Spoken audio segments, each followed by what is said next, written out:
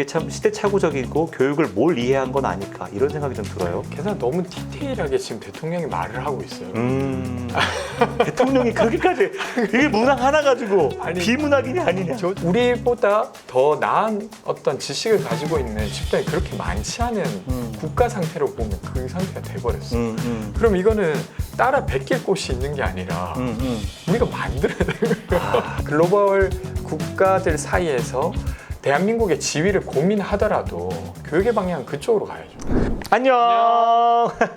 네, 신정현의 청년내각 두 번째 시간입니다. 청년내각 1화 다 기억하시죠? 행안부 장관 신인규. 그분의 이야기 때문에 많은 분들이 정말 청취하시고 연락도 많이 오시고 또 댓글도 폭풍 댓글이 달렸습니다. 3개. 예, 신인규 행안부 장관 멋지다고 댓글도 달렸고 또 신정현 잘한다 1개 달렸더라고요.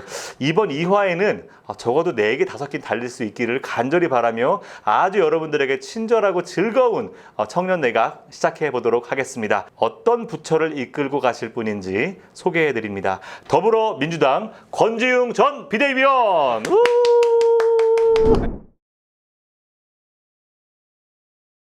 안녕하세요. 네, 권지웅입니다. 권지웅 센터장이라고 부를게요. 왜냐하면 네네. 현직 지금 센터장이신데 네. 이력이 엄청납니다. 그 많은 이력들 중에서 권지웅을 대표할 만한 이력은 이거다 하는 게 있을까요? 저는 아무래도 민달팽이 유니온 이력이 제일 저를 설명하는 것 같아요. 예. 그러니까 물론 이제 저는 지금 정치인이긴 하지만 그래도 주거 문제를 푸는 정치인이면 좋겠다. 그러니까 주거 문제만 푸는 정치인이라기보다 주거 문제는 꼭 풀 수 있는 그런 정치인이 돼야 된다고 생각해서 네. 사실 정치를 시작했던 거라 하여튼 민달팽이 유니온 이력을 꼽고 싶습니다. 네. 좋아요. 민달팽이는 뭐 너무 유명한 권지웅의 수식어라 네. 그렇다면 그거 빼고 하나만 더 선택해 본다면 어떤 게 더 있을 것 같아요? 그거 빼고는 저는 이번에 비대위원 했던 것이 또 이력 중에 하나지 않을까? 그런 생각이. 그때 경험을 한번 짧게 한번 소회를 좀 풀어주신다면? 그러니까 저는 정당이 어떻게 굴러가는지 그전에는 잘은 몰랐던 것 같아요. 네. 근데 이제 짧은 기간이긴 했는데 3개월 정도 하면서 정당이 이런 방식으로 정보를 취합하고 그리고 그것이 어떤 단계를 거쳐서 사실 의사결정자에게 전달되고 그리고 의사결정을 논의할 수 있는 시간은 되게 짧구나 이런 생각을 했고 네네. 당시 이제 지도부를 하면서는 전 뭘 생산하고 싶었어요. 그러니까 민주당이 뭔가 재료가 될 만한 좋은 것들을 근데 그곳에서의 역할은 그냥 결정하는 거. 네. 그러니까 물론 이제 활동 기간이 짧아서 그럴 수도 있겠는데 근데 이게 저는 그게 정치의 생리일 수도 있겠다라는 생각도 좀 들었어요. 네. 그러니까 정치라고 하는 게 무언가를 생산해내긴 하지만 생산하는 것보다도 판단하고 처리하고 이런 게 더 중요한 일이라 그렇죠. 어쩔 수 없이 정당의 일도 그런 거 아닌가 이런 생각도 했습니다. 그때 그 시기가 언제쯤이었죠? 비대위원으로 활동했던 대선? 대선이 딱 끝나고, 딱 끝나고. 3일 뒤에 전화를 뒤에. 받고 이야. 그러니까 그때 3월 9일 날 예. 저희가 대선을 치렀잖아요. 그랬죠. 그리고 예. 아마 3월 15일 뭐 이때가 아마 첫 회의고 뭐 이랬어요. 그러고 지방선거까지 다. 그렇죠. 6월 1일까지 지방선거 패배로 딱 내려왔죠. 책임지고 빠이빠이 하고 나갔던 그렇죠. 거예요. 사실 폭풍 같은 시기였죠. 민주당에게는 대선 패배 이후에 절치부심하고 지방선거를 이겨야 되는 상황이었고 그렇죠. 당을 쇄신하기 위해 그때 또 박지현 네. 그때 공동 비대위원장 그리고 이제 권지웅 네. 젊은 얼굴을 전면에 내세우면서 네. 쇄신의 의지를 밝혔죠. 그때 지방선거 전까지 좀 기억나는 에피소드 하나 있으면 어떤 게 있으세요? 그 사이에요? 그 비대위원 활동하시면서 에피소드 하나 정도?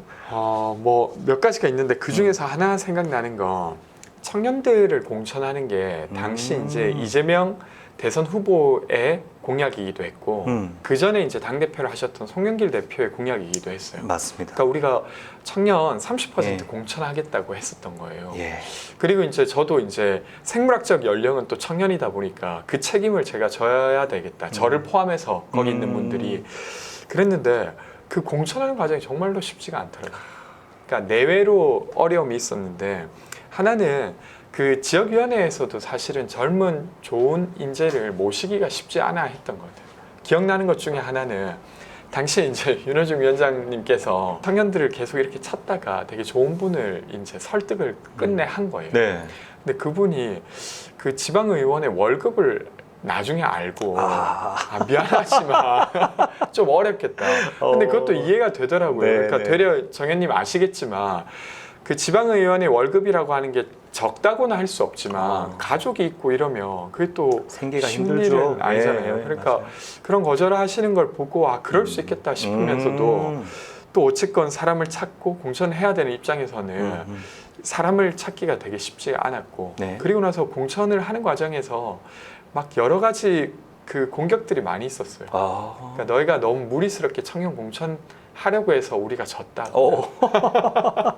야, 그건 또 마음이 아팠겠어요. 그렇죠. 근데 그 결과 어쨌든 역대 민주당이 공천했던 그 비율 중에 가장 많은 청년들이 공천되었고 실제로 지금 지방의회에서 뛰고 있죠. 네. 저도 그렇게 알고 있는데 아마 지방의회에서 가장 많은 청년들을 어쨌든 배출해낸 또 지방 선거이기도 했어요. 네. 그건 또 성과라고 볼 수 있겠습니다. 그러니까 뭐 당장은 그 선거를 치르는데 청년들이 음. 공천되는 과정에 잡음이 생겨서 단합이 좀 깨졌는지 모르겠지만 4년 뒤를 생각하면 네. 저는 잘한 일이 될 거라고 분명히 생각합니다.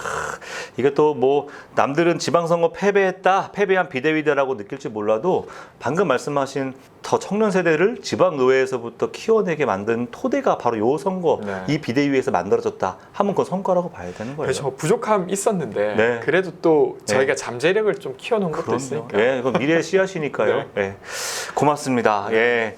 자, 이제 우리 프로그램 나오면 또 피할 수 없는 통과 의뢰가 하나 있어요. 저희 뭡니까? 청년 내각의 별칭이기도 한데 네. 망명정부. 아, 예, 이 망명정부의 내각이거든요.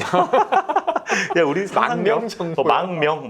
망명정부를 놓고 사행시를 한번 지어보려고 합니다. 아, 네. 예, 사행시 알겠습니다. 어떻게 지금 왜냐면 여러분 미리 안 알려줬기 때문에 몰라요. 지금 진짜 권센터장 좀 당황한 건데 예, 생각하지 마시고 막 던지시기 바랍니다. 제가 운을 띄울 테니까 지금 뭐 암기식으로 안 돼요. 그렇구나. 그냥 막 네, 던지세요. 알겠습니다. 그냥 던집니다. 자, 망하지 않으려면 망하지 않으려면 망이 힘든데 예, 그다음 명. 국민의 명령을 따라야 됩니다. 그럼 국민은 앞에 있어야 되겠구만. 네. 다시 해볼게요. 그러면 망하지 않으려면 국민이 국민이 명하는 바를 따라야 합니다. 정.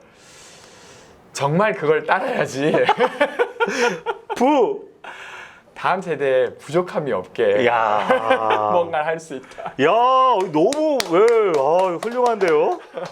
야, 역시 딱딱 떨어지진 않았는데 고맙습니다. 그래서 말이 되잖아. 이거는 나중에 좀 밑에 스크립트로 좀 해주세요. 너무 좋은 말이어가지고 이 정도면 통과. 통과. 예, 좋습니다. 자, 이제 오프닝 이 정도로 하고요. 네. 우리 토크 첫 번째 주제로 넘어가도록 할게요. 첫 번째 토크 주제는 대통령의 폭탄. 빠밤. 빠밤 같이 하는 거예요. 네. 자, 대통령의 폭탄. 빠밤. 네. 무슨 폭탄이냐. 이번 정부 들어서 유난히 대통령의 말의 폭탄이 많았어요. 특히 정책에 관련해서는 국민들이 혼란에 빠지는 그런 어떤 발언들이 유난히 많았죠. 한국 사회의 가장 큰 딜레마 중 하나였던 키워드가 이번에 또 드러났습니다. 수능. 또 수능 이면에 바로 교육의 문제이기도 하잖아요. 대통령이 바로 이 교육 문제에 폭탄을 던진 거거든요. 이 발언 처음 딱 듣고 어떤 생각이 좀 드셨어요? 대통령이 정말 한 말일까? 어. 이런 생각을 했고 자기 생각으로 한 말인가? 그러니까 굳이 지금 예. 이 시점에 네. 그래서 제가 사실은 알아본 건 두 가지였는데 이게 그냥 어디 이제 영상에 잡혀가지고 대통령이 다른 이야기를 하다가 이게 이제 그 바이든 날리면처럼 그렇게 이제 원하지 않았는데 공개된 걸까? 알아보니까 그게 아니라 홍보수석이 직접 따로 브리핑을 하셨더라고요. 그러니까 대통령이 직접 말한 것, 대통령의 말이 바로 방송에 나온 건 아니고 대통령이 회의에서 말한 걸 홍보수석이 브리핑을 했다는 거. 이 말은 국민에게 꼭 전하고 싶었다는 말입니다. 그렇죠. 그러니까 그런 면에서 이건 되게 의도된 메시지인데 왜 이걸 했을까? 두 번째는 제가 사실 좀 설마 그런 말을 했겠냐 싶어서 알아봤던 거 수능과 관련된 의견도 이번 수능이 아니라 4년 뒤 수능에 대한 거 아닐까? 그러니까 교육개혁 하겠다고 하셨으니까 그런 거 아닐까? 이렇게 찾아봤더니 또 그것도 아니더라고요.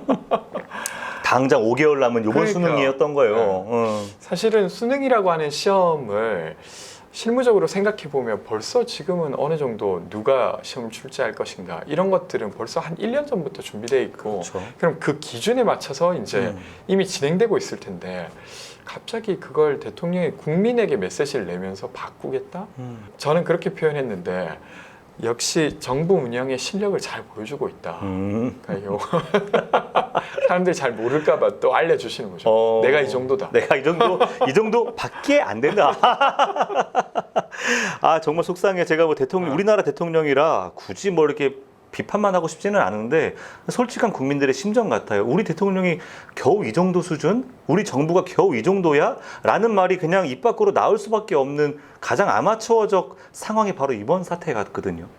그러니까 이게 최종 결정권자로서의 자신의 말의 무게나 이런 것들을 전혀 이해하지 못하는 것 같아요. 그렇죠. 그러니까 게다가 이게 보면 두 번째였잖아요. 교육 예. 관련해서도. 그러니까 그때 초등학교 만 5세 입학 예. 관련해서도 사실 저는 그런 얘기 할 수 있다고 생각하거든요. 근데 이제 초등학교 입학이라고 하는 게 보육 시간과 관련된 어떤 조치가 없이는 그렇죠. 쉬운 일이 아니잖아요. 근데 이제 그런 것들을 같이 다루면서 하면 좋았을 텐데 그냥 박순애 장관이 딱 보고하니까 좋아 빠르게 가 이렇게 했다가 이거 대선 때 문제가 생기니까 바로 박순애를 날리는 그랬죠. 그래서 예. 이게 여러모로 일단 국정 운영에 대한 어떤 감각이 되게 낮구나. 그리고 이어서는 책임질 줄도 모르는구나. 그러니까 아니 본인이 좋아 빠르게 가라고 했으면 거기에 대한 책임은 자기가 져야죠. 그렇죠. 아 내가 네. 그렇게 한 말에 대해서 죄송하다거나 아, 좀 부족함이 있었다. 봐달라. 그럼 저는 많은 국민들이 좀 봐줬을 것 같은데. 그러니까요. 근데 네. 이번에도 보시면 이조 장관에게 뭔가 탓을 하고 그리고 이조 장관이 사과를 하고 우리 대통령께서는 수능 관련된 비리 범죄를 수사를 많이 하셨기 때문에 수능 전문가이기도 합니다. 이렇게 대국민 브리핑을 이렇게 해버리니 아 화가 안 날 수가 있냐고요. 예? 아니 뭐 그렇게 해서 전문가시면 참 좋겠는데 그렇죠. 아니 만약에 그럴 거면 국정농단 그 수사를 했는데 왜 이렇게 국정을 하시는 겁니까? 그러니까 그 30%도 안 되는 국정. 수사를 잘 못하신 거거나 아니면 그 수사했다고 뭘 안다는 것 자체가 말이 안 되지 말이 않습니까? 안 되죠. 예. 그래서 이번에 대통령의 워딩에서 딱 키워드를 세 개로 좀 나눠보면 이렇게 나오더라고요. 킬러 문항, 그리고 사교육 카르텔, 변별력 이런 세 가지 키워드로 좀 이렇게 특징화될 수 있는데. 그래서 저는 뭐 하나하나 막 고민을 해봤어요. 어떤 의미를 갖고 던졌을까.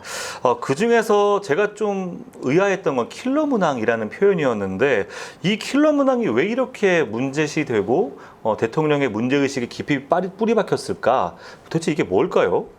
일단 킬러 문항은 그냥 제가 해석하기에 예. 그 보니까 좀 찾아보니까 초고난이도 문항이 있고 고난이도 어. 문항이 있더라고요. 초고난이도 문항은 시험 문제를 냈는데 10% 미만으로 정답률이 나오는 경우를 말하고 20% 이내로 나오는 경우를 고난도 문항. 네. 그리고 이제 문재인 정부에서도 2020년 이후부터는 초고난이도 문항은 없애자 이런 기조로 하고 있었다고 네, 하더라고요. 네. 그러니까 그런 맥락으로 킬러 문항이라고 하는 건 초고난이도 문항은 없애자 이런 말 같아요. 변별력을 위해서라면 필요할 수도 있지만 네. 뭐 킬러 문항 자체로 뭐 수능 자체의 모의고사를 부정할 정도의 문제라고 전 생각되지는 않고 조정하고 개선하는 문제였는데 또 이거 마치 뭐 이것이 자체가 뭐 엄청난 부패 비리처럼 인지하는 것도 저는 되게 불편했어요. 그리고 대통령이 정말 이 교육 문제를 제대로 인식하고 있는가? 1년 전으로 돌아갔을 때 대선 때 이런 말 했잖아요. 이제 취업에 대한 정보는 이제 휴대폰 앱으로 보는 시대가 곧 올 거다. 이미 보고 있는데 이게 수년 전 제가 10년 전부터 보고 있었는데 그리고 또 뭐예요? 기술고, 과학고, 뭐 외고를 나눠서 모집하는 시대가 이제 와야 된다. 이미 하고 있는데 이 진짜 어느 시대를 살다 오신 겁니까? 네. 국어는 자음, 동한이 뭐 이런 거 배우는 거 말고 시와 소설을 감상평으로 써야 된다. 아니 이미 하고 있는데. 그래서 제가 이걸 보면서 도대체 이거 뭘 하려는 건가? 어떠셨어요? 그런 것도 지켜보시면서. 그러니까 이게 지금 대선 때 이야기도 포함해서 하신 거잖아요. 네. 그러니까 이게 저는 어떤 이제 사실 국정 최고 책임자가 모든 걸 알 필요는 없다고 생각해요. 그렇죠. 사실 모르는 영역이 있을 수도 있고 그 영역을 조금이라도 아는 사람은 되게 우스꽝스럽다고 할 만한 일이 생길 수도 있습니다. 근데 이제 그 다음이 문제인데 지금 이제 그 과정을 거쳐서 지금 대통령이 된 지도 1년이 넘었고 최고의 전문가들의 보좌를 받고 있는 상황에서 네. 지금 이번에 이제 예를 들면 수능과 관련된 어떤 발언, 그러니까 5개월 앞두고 이런 발언을 한다든지 그리고 킬러 문항 관련해서는 제가 알고 있기로는 아까 말씀드렸다시피 이미 없애기로 되어 있는 걸 가지고 교육개혁인 것처럼 말을 한다든지 이런 것들이 실망스러운 거죠. 그렇죠. 이 교육 개혁이라는 게 사실 문항 하나 가지고 개혁이냐 아니냐를 따지면 안 되는 거잖아요. 저도 교육 개혁을 3대 개혁 중에 하나로 꼽았으면 적어도 한국 교육 자체의 구조가 얼마나 불공정한지, 이 교육 제도가 공정을 지향한다 그러면서 대학을 졸업한 이후에 이 사회로 진입하는 과정에 이르기까지 과연 선두 그룹과 중진 그룹 밑에 있는 그룹들이 사회에 나가서는 공정하게 각자의 능력을 펼칠 수 있는 그런 어떤 기회들을 받고 있는지, 교육이 그런 걸 충분히 서포트하고 있는지, 이런 걸 고민해야 된다고 생각하는데, 수능 문제 하나 가지고 공정하냐 하지 않느냐 이래버리면 이게 과연 희망이 있는 개혁이라는 생각 들지 않거든요. 그러니까 이게 대통령의 스타일이고 한계인 것 같은데, 노동개혁도 뭘 하려고 하는지 아시겠습니까? 모르겠다는 저도 거죠. 잘 모르겠어요. 예. 그러니까 예를 들면 나쁜 노조가 있고 그 노조를 없애는 걸 하겠다는 건 알겠어요. 근데 이제 그게 이제 경찰이나 검찰이 아닌 이상해야 뭘 하기 위해서 뭘 없앨 수는 있어도 뭘 하고 싶은지를 말 안 하면서 나쁜 건 없애겠다고 하는 건 이건 대통령의 언어가 아니에요. 그렇죠. 그러니까 국정 운영자의 언어가 아니에요. 이번에도 이런 건데 킬러 문항이 나빴던 거예요. 그런 건 느껴져요. 아, 이게 나쁜 거구나. 그리고 교육 카르텔 나쁜 거구나. 이걸 없애겠다는 거는 알겠는데 네네. 그걸 없애서 뭘 하겠다는 거가 없으니까 국민들이 보기에 이 사람들 그러니까 대통령의 생각에 설득 당하기도 애매한 거예요. 설득이 안 되지. 그러니까 아니, 뭘 하겠다고 하면서 수단으로서 뭘 없애겠다고 하면 뭐 찬반이 있지만 나는 뭐 방향 괜찮은 것 같다 이렇게 할 텐데 그런 게 이제 안 느껴지는 게 지금 이번에도 좀 드러났고, 그러니까 그런 것들이 갖는 한계가 저는 계속 뭐 보일 수밖에 없다고 생각하고, 그리고 이제 교육과 관련해서는 이야기하신 대로 저는 뭐 교육과 관련해서 엄청난 철학이 있거나 그러진 않지만, 그러니까 그 시험이라고 하는 게 그냥 등수만 매기는 건 아니잖아요. 그러니까 시험에 나오는 게 된다고 하는 거 많은 사람들이 집중해서 공부할 수밖에 없고, 그렇다고 하면 그거는 시민의 아주 기본 요건으로서의 어떤 시험을 생각하는 것도 있는 거죠. 그러니까 변별의 수단이 아니라 어떤 시민됨의 어떤 기본 내용으로서. 네. 근데 그런 것들에 대한 내용은 거의 언급이 없고 그냥 변별하는 걸로서의 시험을 규정하고 그 변별력을 높이는 어떤 장치를 없애면 사람들이 사교육 받지 않아도 되지 않겠냐라고 접근하는 건데, 근데 좀 의아한 건 그렇게 이제 일관되게 하면 모르겠는데 외구랑 자사고 이게 다시 살리겠다고. 그러니까요. 네. 그러니까 2025년에 원래 없어지기로 되어 있는 걸 다시 살리겠다고 하고 우리 경험에서 알지 않습니까?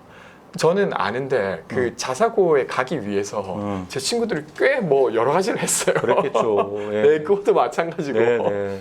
게다가 뭐 저 때는 외고 가면 저는 이제 그 남고를 나왔는데 외고 가면 남녀공학이니까 한번 가보고 싶다 이런 마음도. 단지 그 이유. 근데 이제 외고를 간다고 하는 건 좀 다른 루트가 필요했던 거예요. 그러니까 이게 공부를 열심히 잘하는 것도 있지만 어떤 정보라든지. 근데 이제 그게 엄두가 안 나는 친구는 좀 지원하기 어려운 거잖아요. 그렇죠. 예. 그러니까 실제로 보더라도 그 학교에 내는 돈도 다르고 그래서 그런 것들을 다시 살리겠다고 하는 게 사교육 카르텔을 깨고 사교육비를 줄이겠다라고 하는 것과도 안 맞죠. 안 맞네요. 방금 사교육 카르텔로 넘어왔어요. 방금 네. 이제 사교육 카르텔을 깨겠다고 하면서 자사고 외고는 오히려 살리겠다라고 하는, 사교육을 조장할 수도 있는 이런 되게 상충된 입장을 이제 내비치는 이 정부의 입장이 국민들에게 혼선을 빚게 만든다는 것이죠. 진정성이 뭐냐? 이제 변별력 말씀도 다 두루두루 해주셨어요. 저는 이제 변별력 문제도 결국 뭐냐? 더 선명하게 줄 세우겠다라는 것이지, 선명하게 줄을 세워서 결국은 경쟁에서 앞으로 상위 5% 혹은 10% 정도가 서울에 인서울에 갈 수 있는 어떤 그런 여건들을 선명하게 만들어주겠다라는 그 이상도 이하도 아닌 게 느껴지는 거예요. 그게 교육개혁이라면 줄을 더 잘 세우는 교육개혁이 과연 개혁일까? 오히려 그 줄을 섰을 때 5%, 10% 혹은 인서울로 가지 못하는 상황에 처한 이런 청소년들이 또 대학에 가서 지방대를 갈지라도 어떻게 경쟁력 있는 교육을 받고 본인이 하고자 하는 삶을 주체적으로 살아낼 수 있는지, 그 사람들이 또 사회로 진출했을 때 학교로 인한 차별을 받지 않고 사회생활할 수 있는지, 이런 것들을 총체적으로 고민하는 게 좀 교육이라고 생각을 하는데, 이 변별력이라는 걸 계속 강조하시는 게 내가 더 선명하게 줄 세워줄게, 이렇게밖에 안 들려서 너무 불편한 거예요. 그 제가 이제 교육 관련한 분한테 좀 들었던 것 중에 꽤 설득력 있는데라고 느꼈던 부분이 있는데, 그 이야기 드려보면 그러니까 이주호 장관이 사실은 이명박 정부 때도 교육 관련한 일을 했잖아요. 맞아요. 근데 예. 이분의 철학과 좀 연결시켜 보면 이런 거라는 거예요. 수능 시험의 변별력을 낮추면 수능으로 변별을 할 수 없는 상태가 되면 어떤 이야기가 나오냐면, 그럼 학교별로 자기가 자체적으로 좀 변별할 수 있게 해줘야 된다. 이런 이야기가 나오기 대입고사 마련이고, 같은 거네. 그렇죠. 그러면 그걸 고사로 볼 수도 있고, 아니면 조국 전 장관의 딸이 입학했던 방식처럼 서류를 제출받아서 그러니까 평가하겠다. 아빠 입학 찬스? 사정관의 어떤 확대 같은 걸로도 연결될 수 있다는 거죠. 그러니까 수능의 변별력이 떨어진다고 하는 건 그걸로 끝나는 게 아니라 대학별로 자기네들의 기준을 세울 수밖에 없게 만들고, 그러면 그것이 사실은 어떤 고등학교나 중학교 때 어떤 경력을 쌓기 어려운 누군가에게는 입학할 수 있는 문턱을 엄청 좁힌다는 거예요. 오히려 그렇게 하면서 되려 이제 어떤 기득권들이 대학에 아주 쉽게 들어갈 수 있게 하는 루트를 만드는 시작점 아니냐, 이렇게도 보더라고요. 그러니까 자사고랑 외고랑 이건 살려야 되는 거예요. 왜냐하면 대학별로도 그 고등학교 등급을 매겨놓은 게 있다고 네, 하더라고요. 네. 거기에서 이제 자사고나 이런 것들은 좀 객관적으로 설명할 수 있잖아요. 어떤 일반 고등학교보다 여기는 괜찮지 않겠냐. 네, 네. 그럼 그걸 명분 삼아서 그쪽에서 온 어떤 것들은 더 우위로 치겠다라고 하게 되는 것이죠. 그러면서 되려 이 입학 과정이, 그러니까 대학으로 들어가는 과정이 매우 불평등해질 수 있다, 이런 주장을 하시던데, 저는 그럴 수도 있겠다. 그럴 수 생각이 있겠네요. 들었어요. 불평등을 조장하는 방식으로 가면 안 되잖아요. 그쵸. 결국은. 그러면 이번 논쟁에서 찬반이 가장 또 심했던 관점이 변별력, 이거였는데 난이도가 좀 조정이 불가피하다라는 의견도 있거든요. 이러한 부분들은 좀 어떻게 생각하세요? 그러니까 그 지금 이야기 드린 대로 변별력 가지고만 이야기하면 저는 뭐 결론이 거의 다 비슷할 수밖에 없을 것 같아요. 뭘로는 변별을 해야 되니까 수능으로 변별할래, 아니면 입학 사정관제로 변별할래, 뭐 이것도 아니면 또 다른 걸로 변별할래, 이렇게밖에 이야기가 안 되고. 근데 이제 그 중에서 그런 건 이야기할 수 있겠죠. 조금 더 보통 사람들이 접근 가능한 어떤 관문은 뭘로 볼 것이냐, 이런 건 이야기해 볼 수 있을 텐데, 저는 그 중에서는 그나마 그게 수능이라고 생각해요. 그게 수능, 그럼 수능도 수능에서 차라리 변별을 두는 게 차라리 더 낫다. 이런 그 원래 생각이 수능 비중을 쭉 늘리자라고 했던 게 전 정부 방침이었던 거 네, 아닌가요? 네. 근데 이제 정시 비중을 갑자기 늘리겠다라고 했던 변화가 좀 있었고, 앞으로도 정시 비중은 점점 늘어날 것 같은데, 그런 상황이 되면 아까 말했던 그런 문제들이 더 그렇죠. 발생할 수 있겠어요. 그러면 수능으로는 변별이 안 되니까 학교별로는 자구책을 낼 수밖에 그렇네요. 없지 않냐. 그렇겠네요. 근데 그 자구책은 예를 들면 교육부가 관여할 수 없는 어떤 기준을 가지고 있겠죠. 그게 이제 교육 불평등을 되려 심화시킬 수 있고. 그렇네요. 네. 그 제가 그래서 유럽 몇몇 나라들은 어떻게 입시를 하고 있나 좀 봤는데 좀 특색 있는 나라가 좀 있었어요. 지식의 양의 많고 적음을, 암기를 얼마나 했느냐를 좀 평가하는 게 아니라 오히려 얼마나 성찰하고 사유하는 능력을 갖췄느냐, 이걸 가지고 좀 평가하는 나라들이 있었는데, 한번 예를 들어 드릴게요. 자, 한번 봐주시겠어요? 토론은 폭력을 포기하는가? 이거 진짜 질문이 너무 심오해요. 네. 우리는 미래에 책임이 있는가? 좀 밑으로 내려가서 아는 것은 아무것도 믿지 않는 것인가? 약간 말장난 같기도 하고 법을 어기는 것은 항상 부당한가? 이런 시청자분들 보시면서도 야, 이걸 가지고 뭘 하나? 이게 바로 논술의 주제입니다. 네, 네. 예, 이제 바로 어느 나라일지 제가 이제 여쭤보려고 그러는데, 2021년 6월에 그 나라에 해당되는 수능의 시험 문제거든요. 어느 나라인 것 같으세요? 프랑스? 프랑스? 뭐 답을 알고 말하는 것 같은데. 아니 제가 예. 몇 문제는 본 것 같아요. 아, 그래요. 사실은 프랑스 맞습니다. 아, 네. 바칼로레아라고 네. 하는 그 이제 우리나라로 치면 수능 시험인데 또 재미난 게 있어요. 이 질문도 참 독특하고 의미 있고 이걸 가지고 사유하고 성찰하는 능력을 평가한다는 것도 참 신기한데 이 문제 속에 일반계와 기술계가 나눠져 있대요. 딱 봤을 때 자 기술계만 한번 찾아보자고요. 어떤 게 기술계 같아요? 아는 것은 아무것도 믿지 않는 것인가? 저거 기술계 같아요? 아닌가요? 왜 그런 것 같으세요? 본인이 이공계잖아. 아, 맞죠? 그냥 어떤 네. 뭐 느낌이 끌려 이공계로서? 약간 그런 오, 느낌이에요. 정답. 오. 맞아요. 여기서 위에 세 개, 위에 아. 세 개는 인문 계열입니다. 일반계. 밑에 세 개는 이제 기술 계열이에요. 밑에 세 개가 다요. 예, 예, 예. 법을 어기는 것이 항상 부당한가 이것도. 그렇죠. 그러니까 뭐냐면 우리나라처럼 너는 이공계야, 너는 인문계야 해가지고 어떤 사고의 체계 자체를 분할하는 게 아니라 기술과 일반을 구분하지 않고 인문학적 소양, 인문학적 사유의 방법들을 충분히 알고 있느냐. 전 되게 의미 있는 질문 같거든요. 자, 시청자 여러분들도 보시면서 좀 어떤 생각이 드시나 저도 궁금한데요. 어떠세요? 이런 내용을 준비하는 수험생들과 우리나라 수능을 준비하는 수험생들 어떻게 좀 다를 것 같아요? 그러니까 저는 이게 아까 처음에 교육이 시민됨의 어떤 그 어떤 과정이라고 봤을 때 네. 만약에 이 시험을 한 3년 정도 준비하는 시민이라면 네. 어떻게 사고하는가 아니면 사회의 어떤 권력 관계를 어떻게 볼 것인가 제도를 어떻게 볼 것인가 이런 것들을 시민의 기본 소양으로 여기는 것 같고 네네. 한국의 시험은 시간이 생각보다 짧지 않습니까?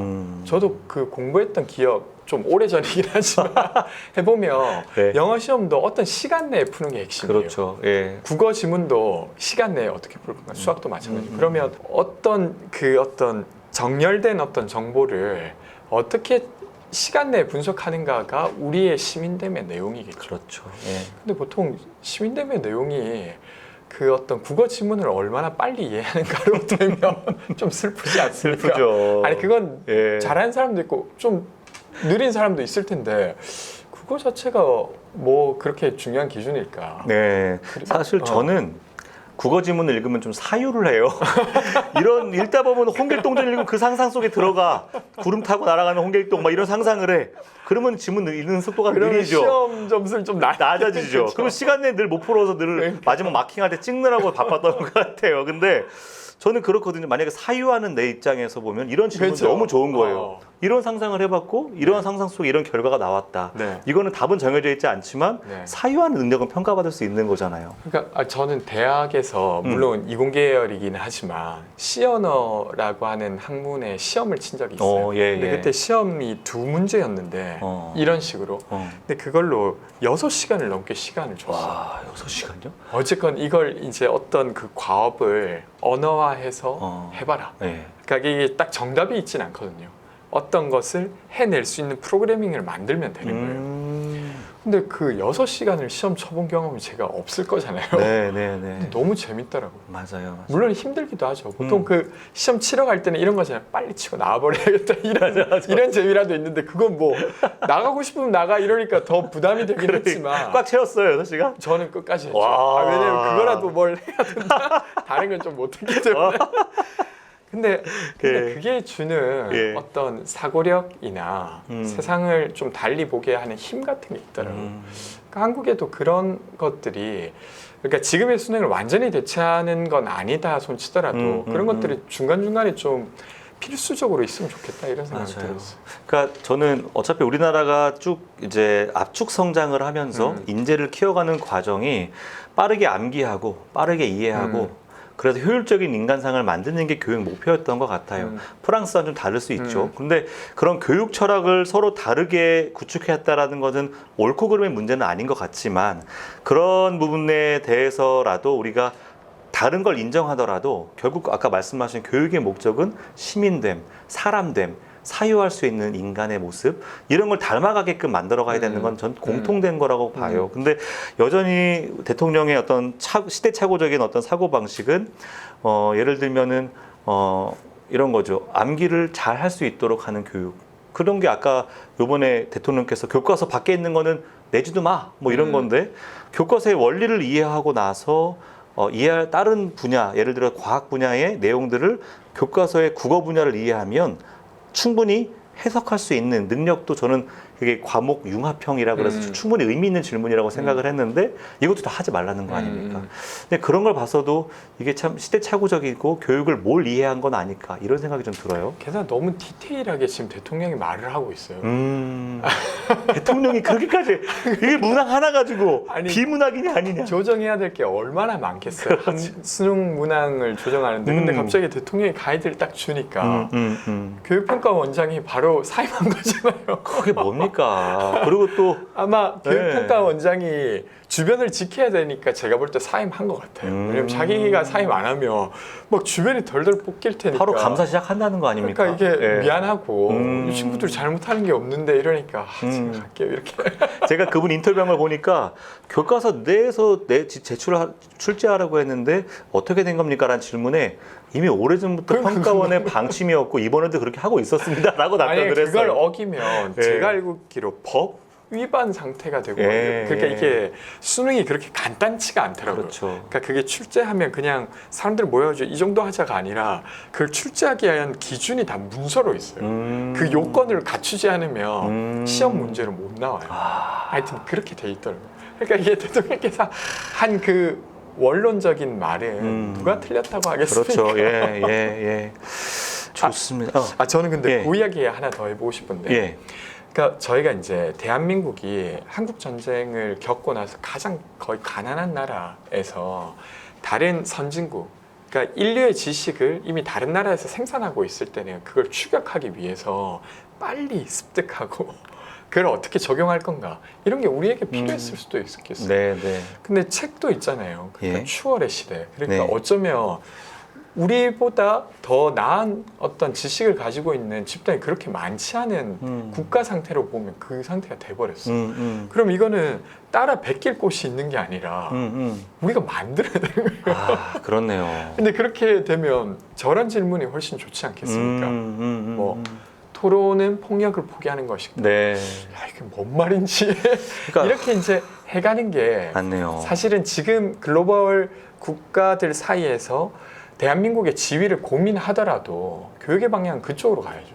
중요한 지적이신 것 같은 게 이제는 한국 사회에 챗 GPT라는 것이 하나의 또 주류 문화처럼 되어버렸고 이 시스템 속에서 뭔가 이제 컨텐츠가 만들어지는데 지금의 한국의 수능 교육 방식으로는 챗 GPT에 필요한 정보들을 누가 빠르게 습득해서 갖고 오느냐 팔다리 노릇 잘하는 사람을 키우는 방식인데 아마 이런 사유를 하는 사람들은 챗 GPT를 어떻게 설계할 것인가 그 공간의 차이가 이제 나기 시작하는 것 같아요. 그렇죠. 챗 GPT를 설계할 수 있는 인재를 키워야지 거기에 필요한 정보들을 긁어모으는 팔다리를 만드는 인재로는 이 글로벌 시대를 살아낼 수 없을 거라 이런 생각도 들어요. 그렇죠. 예, 동의합니다. 동의합니다. 동의하는 마음으로 첫 번째 키워드는 마무리하도록 하겠습니다. 네, 좋습니다. 네, 수고하셨습니다.